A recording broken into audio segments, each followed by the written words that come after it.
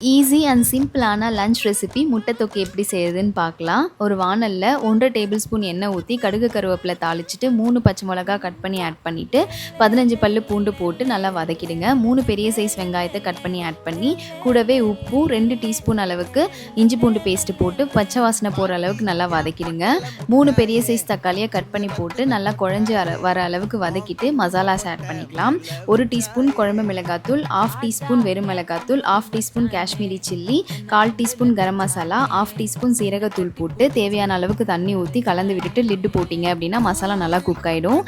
உப்பு காரம் டேஸ்ட் பார்த்துட்டு இப்போ முட்டை உடச்சி ஊற்றிடலாம். முட்டை உடச்சி ஊற்றிட்டு நம்ம கலந்துராமல் அப்படியே லிட் போட்டுடணும். நல்லா முட்டை வெந்து எண்ணெய் நல்லா பிரிஞ்சு வந்து சூப்பரான முட்டை தொக்கு வந்து நம்மளுக்கு ரெடி ஆகிடும். கூடவே நான் அரிசியில் செஞ்ச வத்தல் தான் வந்து சைட் டிஷ்க்கு வச்சுருக்கேன். ஸோ சூப்பரான லஞ்ச் காம்போ.